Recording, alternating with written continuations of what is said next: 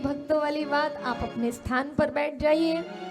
और आप लोगों के द्वारा कहीं आपको और हमें वृंदावन की कमी महसूस ना हो, इसलिए भगवान स्वयं आपका हाथ पकड़कर श्री राधा रानी ले आइए। आप और हमारे में सामर्थ्य नहीं है प्रभु की कथा में आने की, श्री राधा रानी ले आई, चल तेरा उद्धार करूं।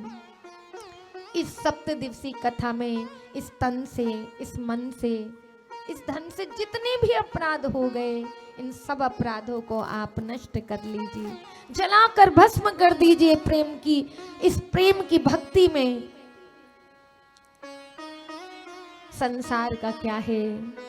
संसार तो आपने अच्छा काम कर लिया तो आपकी सराहना कर देगा, आप नहीं कर पाए तो आपकी निंदा कर देगा। संसार के सर्टिफिकेट से हमारा कल्याण नहीं होगा, हमारा कल्याण तो श्री राधा रानी की कृपा से होगा। इसलिए हम ये संसार हमसे रीझे न रीझे चलेगा, इस संसार की दृष्टि में हमारा कोई मूल्य हो ना हो वो भी चलेगा, लेकिन श्री राधा रानी की दृष्टि में आप और हम आए। श्री राधा गोविंद जो यहाँ विराजमान है, वृंदावन से चलकर आए हैं, हमें देखने के लिए आए हैं, कौन मेरा प्रेमी है, कौन मुझे पाना चाहता है, और उनकी दृष्टि हम पर पड़े। भगवान के हर कार्य में सबसे आगे रहो, भगवान की कथा सुननी हो सबसे पहले जाओ, भगवान के नृत्य का समय आए सबसे पहले आगे खड़े हो, भगवान के प्रसाद लेने का समय आए कभी मत शर्माओ, भगवान के प्रसाद में भी सबसे आगे, जो भगवान के हर कार्य में आगे रहता है, भगवान सदैव उसकी रक्षा के लिए आगे खड़े रहते हैं। इसलिए कहते हैं जब जीव नृत्य करता है, गीत गाता है, तो गाते गाते जो चेहरे पर, जो हमारे तन पर ये पसीने की बूंद आती है, ये पसीना नहीं है, ये हमारे पाप निकल रहे हैं। इसलिए भगवान की भक्ति में इतना खो जाओ कि संसार में हमारा मन ना, 3 घंटे प्रभु की कथा रहो, कथा सुनो, लेकिन ऐसा कि प्रभु के अलावा कुछ भी याद ना रहे। और करके तो देखो अपने जीवन में एक कथा प्रभु के प्रेम के लिए सुनो। राधा रानी ने कहा, शुक ने आज्ञा को श्रोधार किया, और यहाँ राधा रानी ने वरदान दिया, संसार की माया तुम्हें छू भी नहीं पाएगी।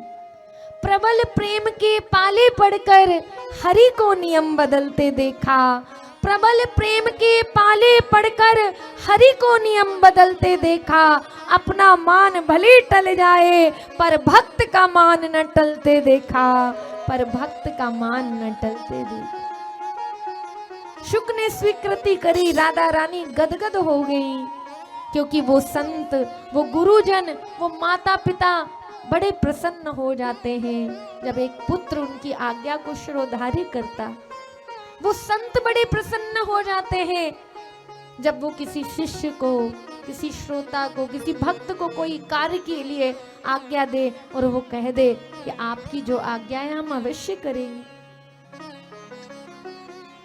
और हमारे मुख्य यजमान जी भी इसी कृपा के पात्र हैं, क्योंकि त्रिवेणी संगम में जब मुख्य यजमान जी से भेंट हुई तो उस समय में मंच पर कृष्ण जन्म की कथा कह रही थी, और कृष्ण जन्म की कथा में खूब आनंद बरस रहा था।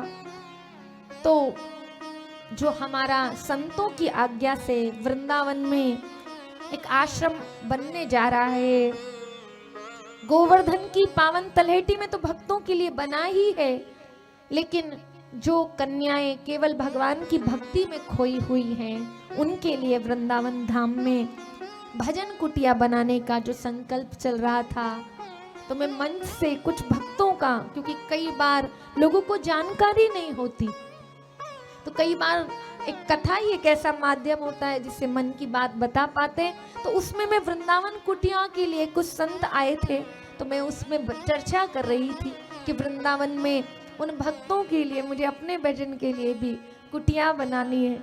और मैंने प्रमोद जी से कुछ भी नहीं कहा, मुख्य यजमान जी से कुछ भी नहीं कहा, लेकिन स्वतः ही प्रयागराज की उस गंगा यमुना सरस्वती की पावन भूमि पर उनके मुख से ये वाणी मिली। श्री राधा रानी साक्षात हृदय में बैठी और उन्होंने जब पूछा तो कहा हम जरूर वृंदावन कुटिया के लिए आपके साथ हैं, आपका खूब सहयोग करें। तो मन इतना गदगद हो गया क्योंकि उसके सुबह ही किसी संत ने मुझे आज्ञा दी थी कि आप इस कार्य का बीड़ा उठाइए, और उसी दिन राधा रानी प्रमोद जी के हृदय में बैठी और उन्होंने स्वीकृति दी। तो एक बार इनके लिए भी जोरदार तालियां।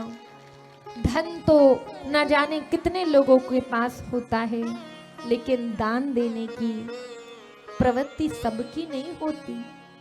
नहीं तो भगवान जब धन देता है, दौलत देता है, ऐश्वर्य देता है, तो व्यक्ति उसी की माया में खो जाता है। भगवान किसे कहते हैं, संत किसे कहते हैं, सम्मान किसे कहते हैं, आदर भाव क्या होता है, वो भूल जाता है। लेकिन ये सब देन मिलने के बावजूद भी जब जीव के अंदर संतों के प्रति भाव हो, संतों के संकल्पों के प्रति श्रद्धा हो, भगवान के धाम के ब्रजवासियों के प्रति श्रद्धा हो, इसका अर्थ है कि प्रभु की कृपा उस पर बरकरार है। हमारे बीच में पूज्य गुरुदेव ने भी आकर दर्शन दिया। मैंने कल भी आपको कहा कि आप और हम तो 3 घंटे में आगे पीछे पैरों को कर लेते हैं, लेकिन गुरुदेव को 37 वर्ष हो गए अपने जीवन में, कभी विश्राम नहीं करते, कभी लेटते नहीं हैं, या तो खड़े रहते हैं या कुर्सी पर बैठे रहते हैं। ऐसे दिव्य तपस्वी संतों का दर्शन करने से भी बड़ा भारी पुण्य मिलता है। इसलिए प्रभु की कृपा बरस रही है। और सच्चा भक्त कौन है? जो प्रभु की उस कृपा जो बरस रही है उसको प्राप्त कर ले। मानो बरसात हो रही है और हमने अपने घर के पात्रों को ही उल्टा रख दिया, तो वो बरसात का पानी हमारे पात्रों को कभी नहीं भर पाएगा, क्योंकि पात्र ही उल्टा है। लेकिन पात्र जब खाली होगा, पात्र जब सीधा होगा, तो वो वर्षा का पानी सारे पात्रों में भर जाएगा। उसी प्रकार श्री राधा गोविंद अपना रस बरसाने के लिए वृंदावन से यहाँ आए हैं।